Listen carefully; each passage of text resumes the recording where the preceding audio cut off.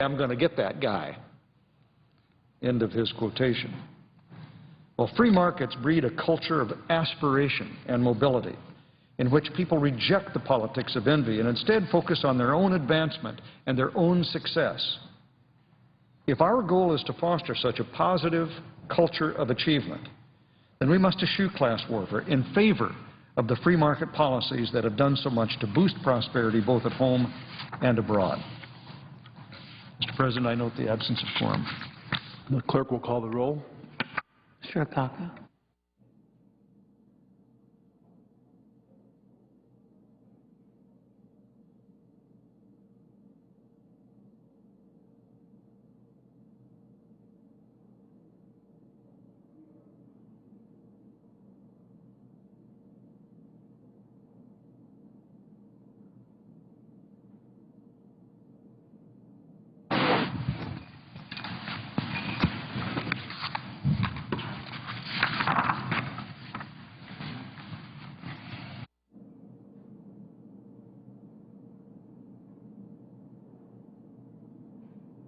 Mr. President, I move that we suspend the quorum call.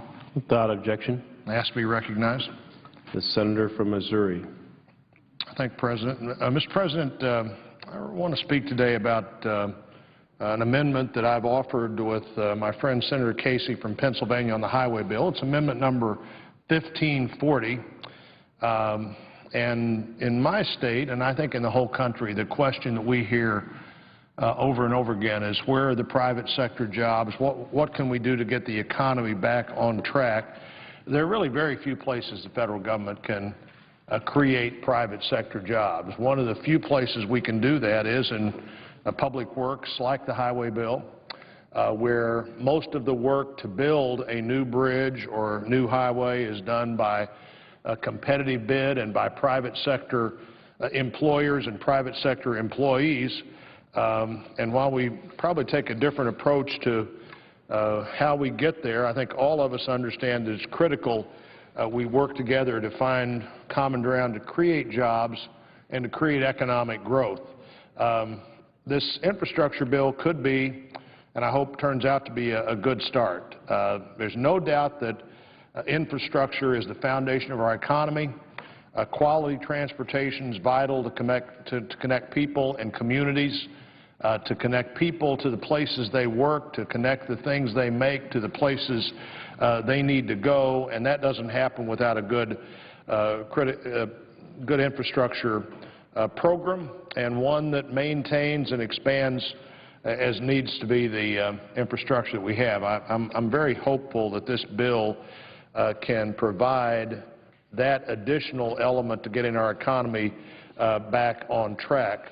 At the heart of a problem for small towns and for local governments in so many states, and particularly in Missouri, is the bridge system that is not part of the federal structure. It's the so-called off-system bridge network where local communities are responsible for bridges. I think Missouri has perhaps more bridges than any other state. I was in one of our counties just recently where the county itself, and we have 115 counties, so unlike some of our western states, the counties aren't huge. They're designed to be compact, and people could get across them in the 1830s and the 1820s and 30s in one day with before automobiles. So we have lots of counties, and in one of them has 148 bridges.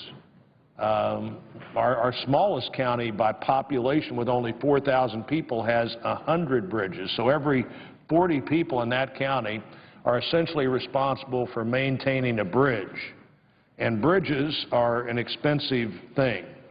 That off-system bridge network carries school buses, emergency vehicles, lots of agricultural products, families going about their daily routine, and without those bridges, that local infrastructure just doesn't work. Now, what we're suggesting in this amendment and calling for in this amendment is simply to continue the current policy.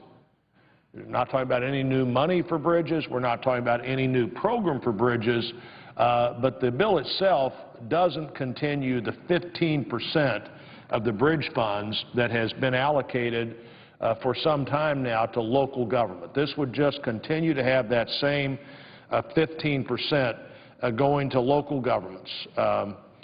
There are almost 600,000 bridges in the country, more than 590,000. 50% of those are considered off-system, and approximately 28% of that 50% is currently considered deficient.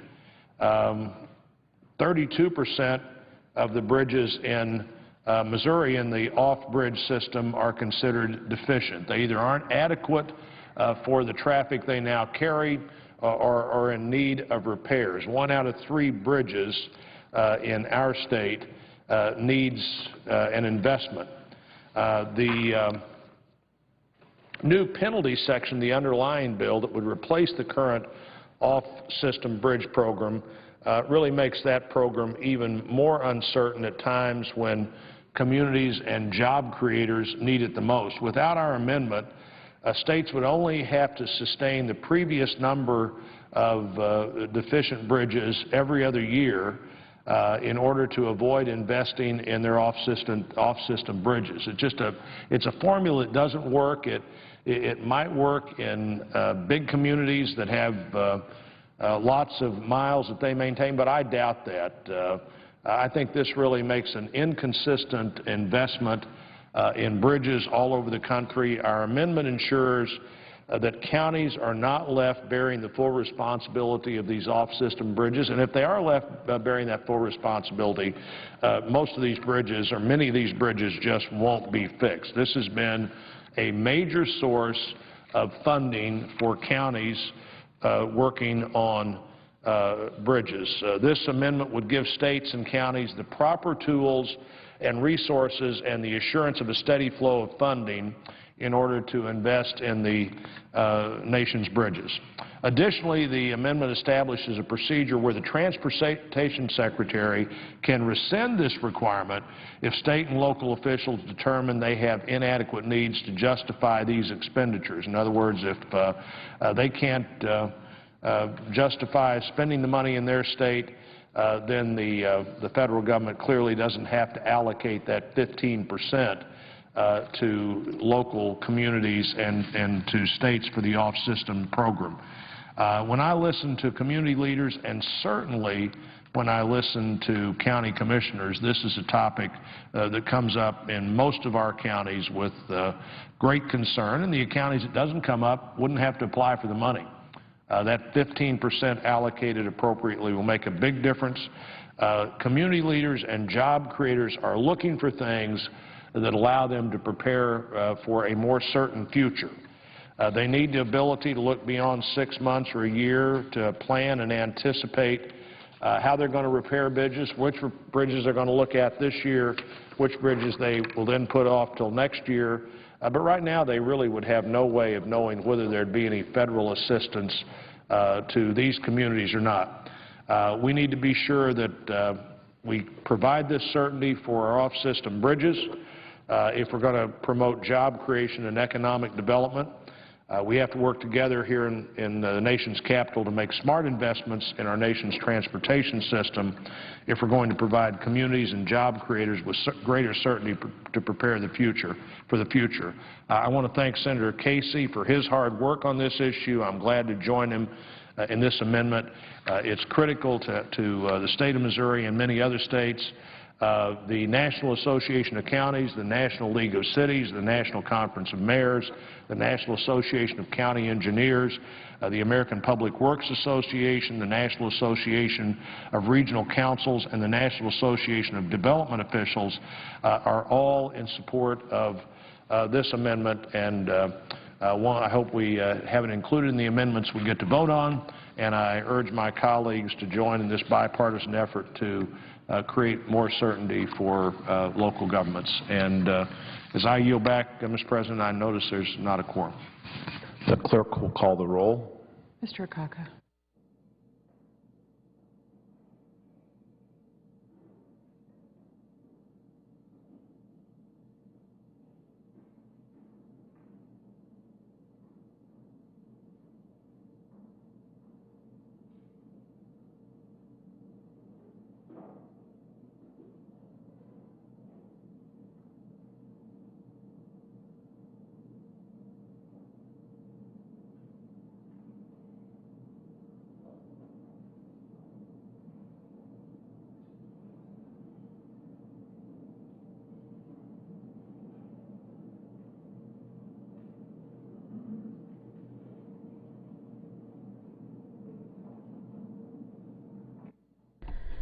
Off the floor, senators continue to negotiate amendments to the highway bill. The Senate has been debating this surface transportation legislation for a few weeks now. Meanwhile, Congressional Quarterly writes that Speaker John Boehner gave his resistant Republican conference a choice today: pass a modified version of the House-approved, committee-approved 5-year surface transportation bill that many oppose, or pass a bipartisan 2-year alternative that the Senate is debating. Google Executive Chairman Eric Schmidt will give his vision for the future of wireless at a National Press Foundation dinner tonight. We'll have it live at 9 Eastern here on C-SPAN 2.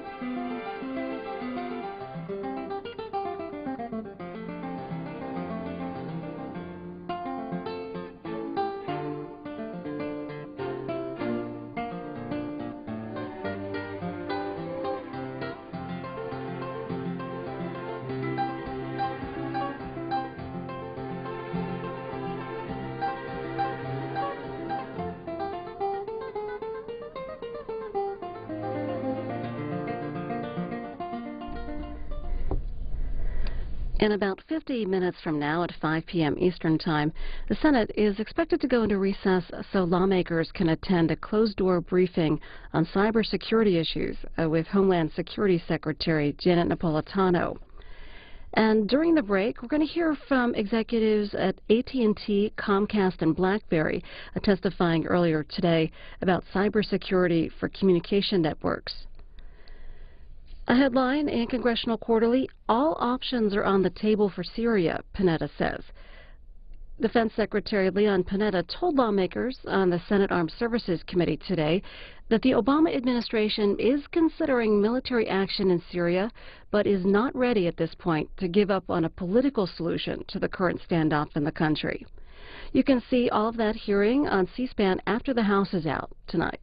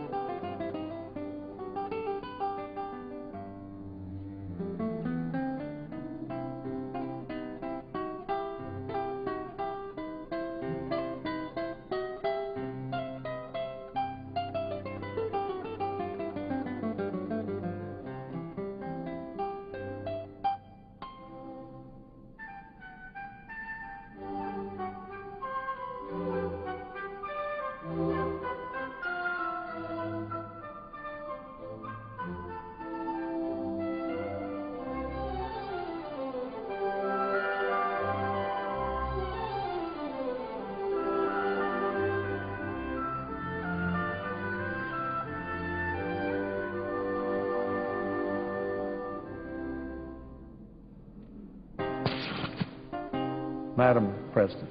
The senator from Tennessee is recognized. Madam President, I ask that the quorum call be vitiated. Without objection, so ordered. Madam President, I ask to speak as if in morning business. Without objection, so ordered. Thanks, Madam President. Madam President, today in the Wall Street Journal, there coincidentally was an editorial on the subject about which I speak. And this was entitled, "Republicans Blow with the Wind. Another Industry Wants to Keep Its Tax Subsidies." It's about the possibility that the Senate will be asked, maybe as early as the next few days during the debate on the transportation bill, to extend yet one more year the federal taxpayer subsidy for large wind turbines. I would like to take a few minutes to say why I don't believe we should do that. And I'd like to ask consent that following my remarks that the Wall Street Journal editorial be included. Without objection, so ordered. Madam President, I believe it's time for Congress to stop the big wind gravy train. Subsidies for developers of huge wind turbines will cost taxpayers $14 billion over 5 years between 2009 and 2013. $14 billion. This is according to the Joint Tax Committee and the Treasury Department. This is more than the special tax breaks for big oil, which Congress should also end. $6 billion of the big wind subsidies will come from the production tax credit for renewable energy, which Congress temporarily enacted in 1992. The prospect for the expiration at the end of this year of this tax break has filled the capital with lobbyists hired by investors wealthy enough to profit from the tax breaks. President Obama even wants to make these tax breaks permanent. According to Wall Street Journal, this is a, quote, make or break moment for wind power companies. There are three reasons why the big wind subsidies should go the way of the $5 billion annual ethanol subsidy, which Congress allowed to expire last year. First, we can't afford it.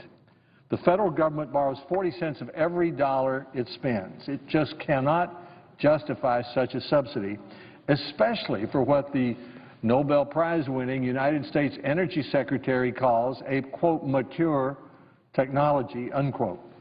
Second, wind turbines produce a relatively puny amount of expensive, unreliable electricity. Wind produces 2.3% of our electricity. Despite all these government subsidies, less than 8% of our pollution-free electricity. One alternative, of course, is natural gas, abundant, cheap, and very clean as a way of producing electricity. Another alternative is nuclear.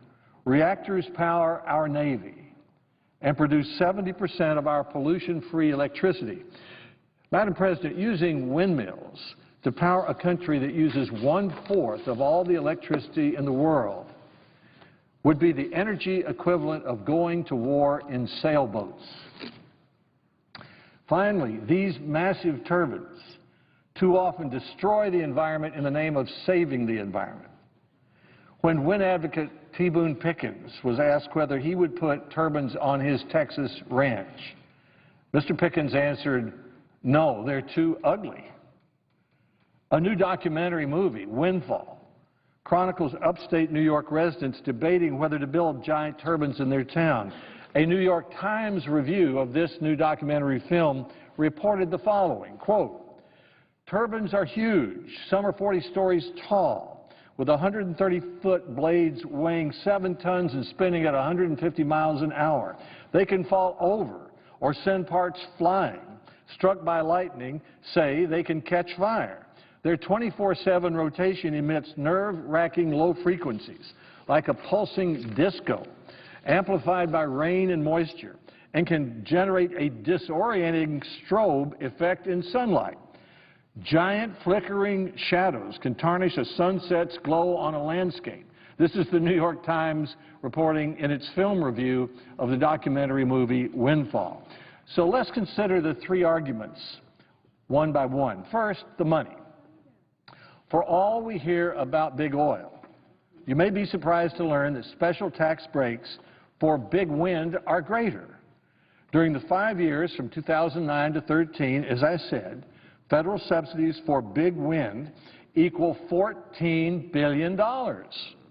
Here I'm only counting the production tax credit and the cash grants that the 2009 stimulus law offered to wind developers in lieu of the tax credit.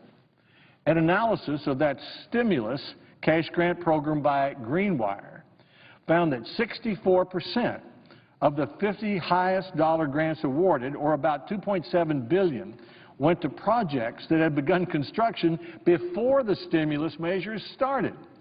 Steve Ellis, the Vice President of Taxpayers for Common Sense, told Greenwire, quote, it's essentially funding economic activity that would have occurred anyway.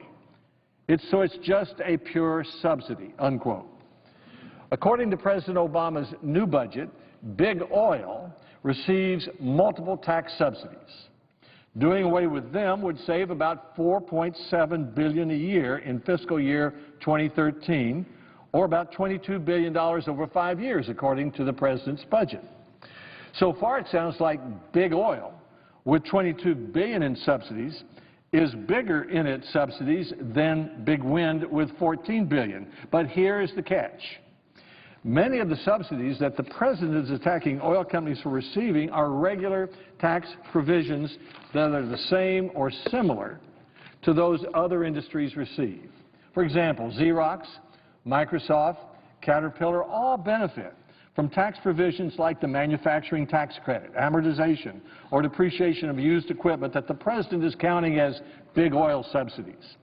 And of course, wind energy companies also benefit from many similar tax provisions. But the production tax credit that benefits wind is in addition to the regular tax code provisions that benefit many companies. So the only way to make a fair comparison is to look only at subsidies that mostly benefit only oil or only wind, and by that measure, wind gets more breaks than oil. The Heritage Foundation has done an analysis. It shows that if big oil received the same type of production tax credit as big wind, then the taxpayer would be paying big oil about $50 per barrel of oil when adjusted for today's prices. And according to a 2008 Energy Information Administration report, big wind received an $18 federal subsidy per megawatt hour, $18 federal subsidy per megawatt hour, 25 times as much per megawatt hour as subsidies for all other forms of electricity combined. Madam President, the production tax credit became law in 1992. It was supposed to be temporary. Its goal was to jumpstart renewable energy production.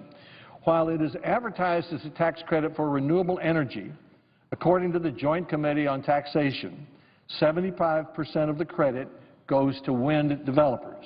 Now, here's how it works. For every kilowatt hour of electricity produced from wind, turbine owners receive 2.2 cents in a tax credit from the federal taxpayers. For example, if a Texas utility buys electricity from a wind developer at, say, 6 cents a kilowatt hour, the federal taxpayer, you and me, will pay the developer another 2.2 cents per kilowatt hour. This 2.2 cent subsidy continues for the first 10 years that the turbine is in service. And this 2.2 cent credit is worth 3.4 cents per kilowatt hour in cash savings on the tax return of a wealthy investor. Wind developers often sell their tax credits to Wall Street banks or big corporations or other investors who have large incomes. They create what is called a tax equity deal in order to lower or even eliminate taxes. This is the scheme that our president, who is championing economic fairness, would like to make permanent. Energy expert Daniel Yergin, the Pulitzer Prize winner, says that the price of oil last year during 2011, when adjusted for inflation, is higher than at any time since 1860. It therefore makes no sense whatsoever to give special tax breaks to big oil. Neither does it make sense, Madam President, to extend special tax breaks to big wind, a mature technology. For every $3 saved by eliminating these wasteful subsidies, I would spend $2 to reduce the federal debt and $1 to double research for new forms of cheap, clean energy for our country. Now, the second problem with electricity produced from wind is there's not much of it. And since the wind blows when it wants to, and for the most part it can't be stored, it's not reliable. For this reason, the claims in newspapers about how much electricity wind produces are misleading because of the difference between the capacity of an energy plant and its actual production. Daniel Yergin says that the U.S. installed capacity for wind power grew at an average rate of 40% between 2005 and 2009. In terms of absolute capacity, Jurgen writes in his book that growth in capacity was the equivalent to adding 25 new nuclear plants. That's pretty impressive. We only have 104 civilian nuclear plants. But, Jurgen writes, in terms of actual generation of electricity, it was more like adding 9 reactors.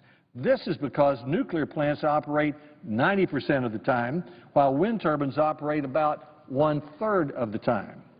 Here's an example from the area where I live. The Tennessee Valley Authority constructed a 29-megawatt wind farm on Buffalo Mountain at a cost of $60 million to its ratepayers, those of us who pay the electric bills. It's the only wind farm in the southeast because the wind doesn't blow very hard in the southeastern United States. Now, you read in the papers about a 29-megawatt wind farm, and you'll think that's pretty good, but that's not its real output. In practice, Buffalo Mountain has only generated electricity 19% of the time, since the wind doesn't blow very much down there.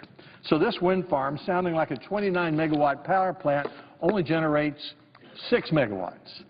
TVA considers Buffalo Mountain to be a failed experiment. In fact, looking for wind power in the southeast is a little like looking for hydropower in the desert.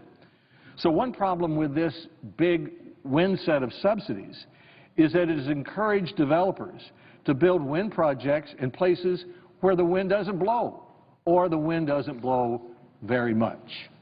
Finally, there's the question of whether, in the name of saving the environment, wind turbines are destroying the environment. These are not your grandma's windmills. They are taller than the Statue of Liberty. Their blades are as long as a football field. Their blinking lights can be seen for 20 miles. Not everyone agrees with T. Boone Pickens that they are ugly, but when these towers move from television advertisements to your neighborhood, you might agree with Mr. Pickens. Energy sprawl is the term conservation groups use to describe the march of 45-story wind turbines onto the landscape of America the Beautiful. If the United States generated 20% of our electricity from wind, as some have suggested, that would cover an area the size of West Virginia with 186,000 wind turbines. It would also be necessary to build 12,000 new miles of transmission lines. And where do transmission lines go? Through conservation easements, through backyards, through scenic areas. The late Ted Kennedy and his successor, Senator Scott Brown, have both complained about how a wind farm the size of Manhattan Island will clutter the landscape around Nantucket Island. Robert Bryce told the Wall Street Journal that the noise of turbines, this, in his words, infrasound issue, is the most problematic for the wind industry. Mr. Bryce said, they want to dismiss it out of hand, but the low-frequency noise is very disturbing. He explained, I interview people all over, and they all complained with identical words and descriptions about the problems they were feeling from the noise. Madam President, Theodore Roosevelt was our greatest conservation president, and his greatest passion was for birds. Birds must think that wind turbines are Cuisinarts in the sky. Last month, 2 golden eagles found dead at California's Pine Tree Wind Farm, bringing the total count of dead golden eagles at that wind farm to 8 carcasses. And the Los Angeles Times reports that the U.S. Fish and Wildlife Service has determined that the 6 golden eagles found dead earlier at the 2-year-old wind farm in Kern County were struck by blades from some of the 90 turbines spread across 8,000 acres at the site. This puts the death rate, the Times said, per turbine at the Pine Tree Wind Farm at 3 times higher than at California's Altamont Pass Wind Resource Area, which has 5,000 turbines that kill 67 golden eagles each year. Now, apparently, eagle killing has become so commonplace that the United States Department of Interior, and I'm not making this up, has a process in place to grant wind developers hunting licenses for eagles.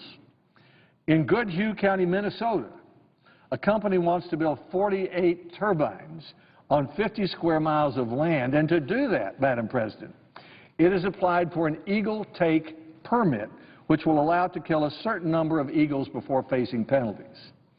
Now, I've studied this, but I have not been able to figure out how such a hunting license for eagles, squares with federal laws that have existed for nearly a century that will put you in prison or fine you if you kill migratory birds or eagles.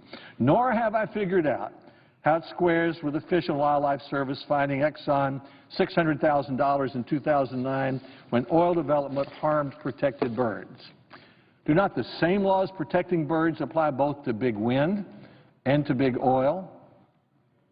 Surely, Madam President, there are appropriate places for wind power in a country that needs clean electricity and that has learned the values of a diverse set of energy sources. But if reliable, cheap, and clean electricity without energy sprawl is our goal, then 4 nuclear reactors, each occupying 1 square mile, would equal the production of a row of 50-story wind turbines strung along the entire 2,178-mile length of the Appalachian Trail from Georgia to Maine.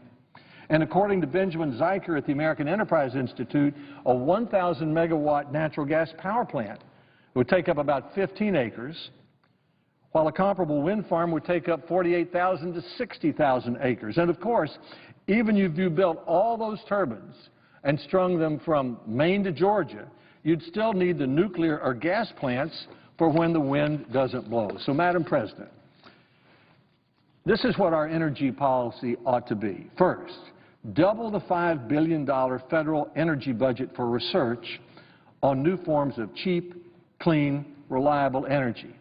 In 2008, I made an address at the Oak Ridge National Laboratory and suggested a new Manhattan Project for clean energy independence. I'm talking about such researches for the 500-mile battery for electric cars, for commercial uses of carbon captured from coal plants, solar power installed at less than $1 a watt, or even offshore wind turbines.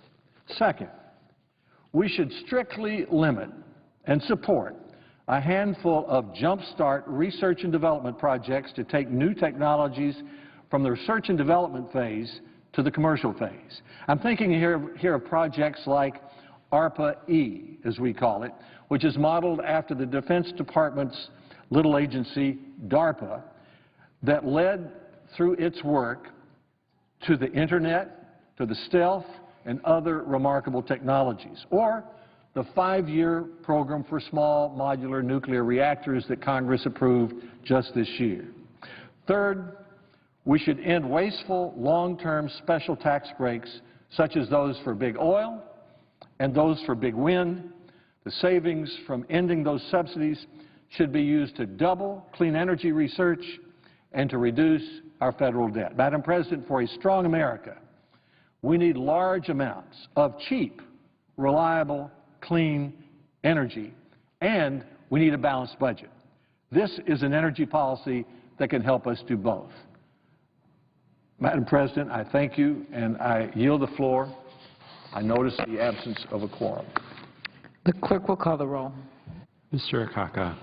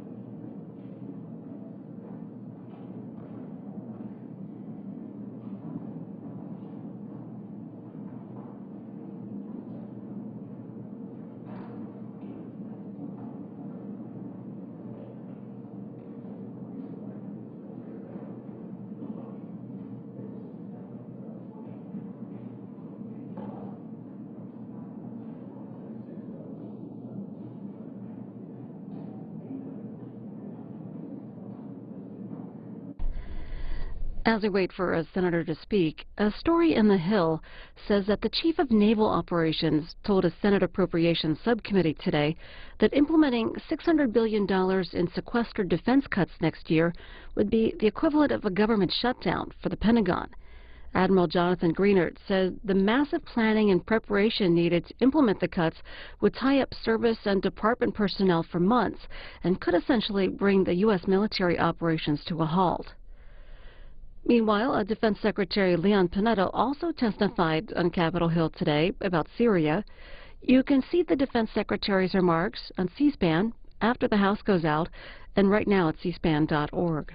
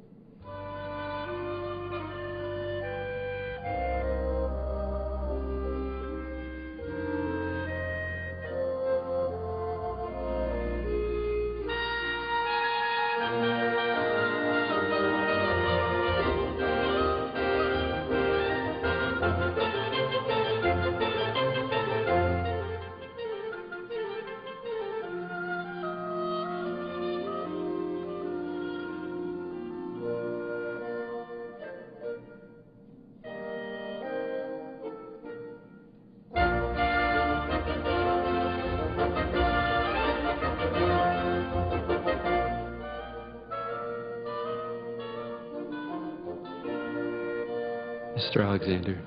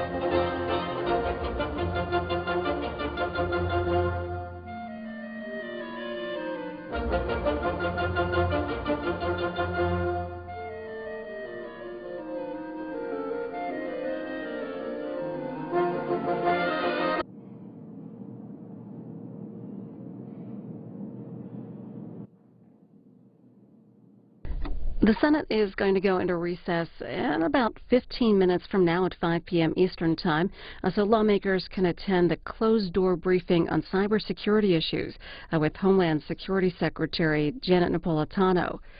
And during the recess, we're going to hear a hearing from earlier today. Executives from AT&T, Comcast, and BlackBerry testified about cybersecurity for communications networks. That'll be during the break when the Senate recesses here shortly. In addition,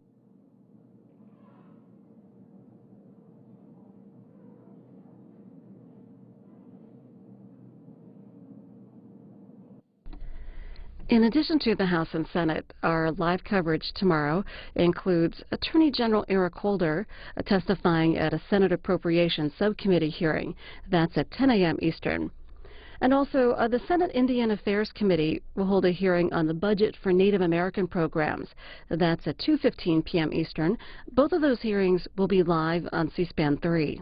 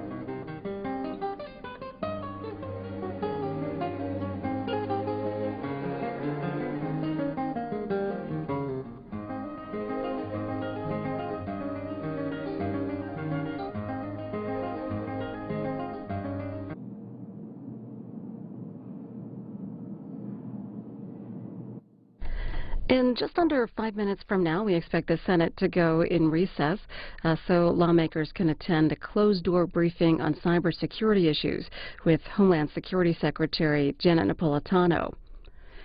After yesterday's Super Tuesday primaries and caucuses in 10 states, the delegate count for the Republican candidates stands at 419 for Mitt Romney, 178 for Rick Santorum, 107 for Newt Gingrich, and 47 for Ron Paul. Our Road to the White House coverage will continue on Saturday with caucuses in Kansas, the U.S. Virgin Islands, and Guam. And next week on Tuesday, caucuses in Hawaii and American Samoa, and primaries in Alabama and Mississippi.